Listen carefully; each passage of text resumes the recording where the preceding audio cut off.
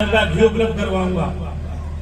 मेरे पास क्या जादू है कि मेरे पास एक गौशाला के महात्मा है हरियाणा में, उनके पास हजारों गाय हैं। वो यज्ञों में बड़ा घी दान करते हैं, जितना वो देंगे दे देंगे, बाकी मैं खर्च कर दूंगा।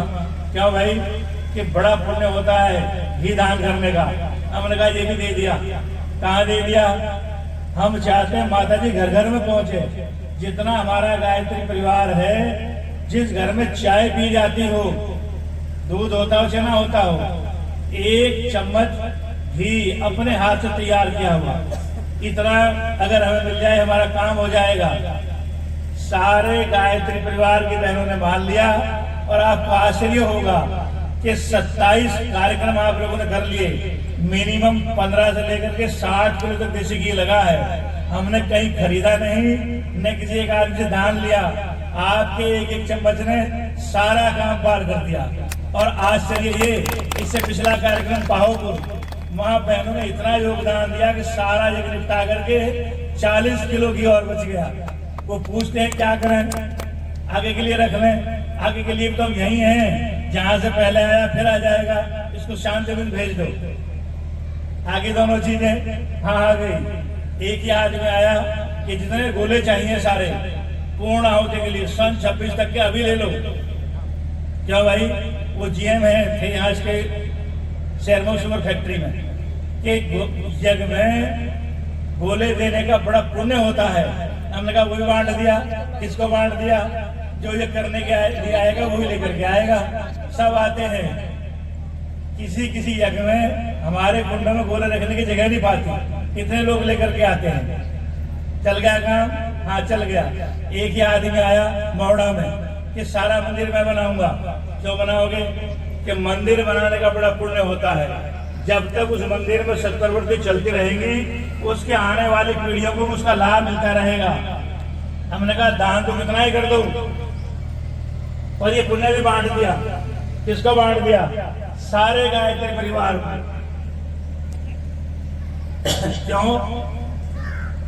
एक मुट्ठी रेत का भी अगर हमारा कार्यकर्ता देगा, उसका हिस्सा लगेगा, पुण्य उसकी पीढ़ियों को मिलता रहेगा। डॉक्टर साहब आज नहीं आए, आप सब जानते होंगे, डॉक्टर केपी कुमार। सन 2007 में जो पहली बात ये थी कि छोटी सी जगह बना लें जहाँ बैठ कर हम अपनी गोष्ठी कर लें, बातचीत कर लें। सारे जिले में बात फैल गई, पर बात लोगों के सामने ये थी साधन कहाँ से लेकर के आए। लेकिन हमारे सामने संवैधानिक स्थिति क्या होगी? शांति का कहना था 5 साल आदमी ट्रस्ट बनाओ और काम शुरू कर दो। लेकिन उन आदमियों के बाद उनके बच्चे ट्रस्ट के मालिक होंगे, वो तो उनकी व्यक्तिगत प्रॉपर्टी हो जाएगी। ऐसा नहीं चाहते। गायत्री परिवार का ही रहे, शांति कुंज की इसमें दखलंदाजी रहे, ऐसा हमारा ट्रस्ट हो। उन दिनों शांति कुंज की व्यवस्था नहीं थी, जिन्होंने बनाए वही मालिक हो गए। हम ऐसा नहीं चाहेंगे। जो लोग पैदा नहीं हुए उनकी भी हिस्सेदारी उनके अंदर में हो, और शांति कुंज जब चाहे जिसे चाहे बाहर कर दे, ऐसी व्यवस्था होनी चाहिए। हम इस लाइन पर लगे हुए थे। डॉक्टर साहब को पता लगा, डॉक्टर साहब आए रात में, उन्होंने कहा बहुत जल्दी करो, देरी हो रही है। क्या करना? शक्तिपीठ बनाइए। बना देंगे। पैसे कहाँ से लाए?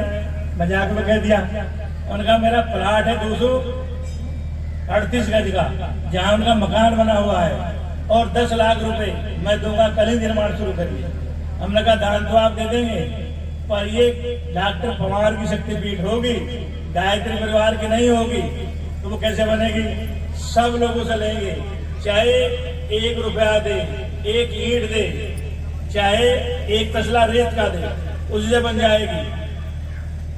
डॉक्टर साहब चुप हो गए, फिर भी विचार कर लेना, कर लेंगे विचार। अब मैडम शेठ जी थे, प्रमुख साहब जानते हैं, घनश्याम दास मित्तल। उन्होंने कहा जिले में जहां भी आप हाथ रख दोगे वही शक्तिपीठ बन जाएगी, चाहे 1 करोड़ लगे चाहे 10 करोड़ लगे। उनको लोग बिरला जी के नाम से जानते थे। हमने कहा वो शक्तिपीठ तो बिरला जी की होगी, आप क्या चाहते हैं? हम तो गायत्री परिवार की चाहते हैं, जहां हमारा एक एक कार्यकर्ता एक मुट्ठी, चाहे 1 रोटी के बराबर आटा, उसमें योगदान करें। उनके सहयोग से बने, सब लोग कहेंगे हमारी है, वो बनेगी भी, चलेगी भी। ऐसे हमने चाहिए। जैसी आपकी मर्जी, हमारी क्या गुरुदेव की मर्जी। 7 केंद्र आपके पास हैं, इसी पैटर्न से बने हुए हैं। पिछले दिनों मोड़े में आता एक आदमी कि मंदिर में बनाऊंगा, नहीं, दान आप कितना ही कर दें, एक आदमी को श्री नहीं मिलेगा, सब लोगों का लगेगा। लग गया, सारे बन गए। अब सबके सामने समस्या ये है, कुछ लोगों के जिनको विश्वास नहीं है कि अप्रैल और मई 2 महीने बचे हैं, 51 कुंड यज्ञ भी होगा, शक्तिपीठ का निर्माण भी होगा और गायत्री जयंती के दिन गायत्री माता की प्राण प्रतिष्ठा भी होगी। 100% होती है, पर हजारों % मान के चलिए। उस कार्यक्रम में सबका निमंत्रण है। गायत्री जयंती आप नोट कर लीजिए, जिस दिन होगी, पहले दिन कलश यात्रा होगी, गायत्री जयंती के दिन प्राण प्रतिष्ठा होगी और अगले दिन उसकी पूर्ण आहुति होगी। अभी वहां कुछ नहीं है, पर हो जाएगा। सारे जिले के भाई यहाँ हैं, समय कम मिलेगा। ये विद्यालयों में संबंधित हैं, एडमिशन चले हुए हैं, खेती किसानी से संबंधित हैं, एक फसल समेटेंगे, दूसरी बोएंगे, गर्मी का मौसम बहुत होगा, वो काम आज कर लेते हैं। जितना आपका मन हो, जो आप सहयोग कर सकते हो, सबके सहयोग से ब्लॉक लेवल पे अपना संकल्प यहाँ करें और निर्धारित समय में उसको पूरा करने का काम करें। चलेगी तो जरूर, बनेगी, प्राण प्रतिष्ठा होगी तो तय है, सारे काम होंगे। अब ज्यादा समय ना लेते, जो पहले जा रही हैं उनसे निवेदन है, बाहर मत जाइए, मंदिर प्रांगण में क्षमा। प्रत्येक ब्लॉक से हम चाहेंगे 1 किलो घी और 10 किलो हवन सामग्री आपकी हिस्सेदारी होगी। और वो 10 किलो हवन सामग्री एक आदमी ना दे, एक आदमी 1 किलो भी ना दे, 10-10 रुपए आप अपने साथियों से इकट्ठे करें। संख्या में बहुत है, उसी से पूरी हो जाएगी, काम चल जाएगा, पूरा हो जाएगा। सब लोग तैयार हैं, कार्यकर्ता हाथ उठाएं। हाँ, बढ़िया होगा। यज्ञ के लिए कुछ सामान चाहिए, कुछ ब्लॉक ने पिछले सालों में दिए हैं, वही तो शुरुआत करेंगे। जब नंबर आएगा तो काम हो जाएगा। उसके लिए आप क्या सहयोग करेंगे? पहला नंबर धनराशि, दूसरा यज्ञ का सामान, तीसरा सामान भोजनालय। कुछ लोग देते रहे हैं पहले से, वही बात कर सकते हो तो लिखवाएं, अन्यथा नहीं। आटे चावल की कोई आवश्यकता वहां नहीं है, जरूरत से ज्यादा एडवांस जमाए वहां पहले ही हो गया है। अब सबसे पहला ब्लॉक तो सडोले कदीमी है, वो खड़े हों, शकल दिखाए जा। सडोले कदीमी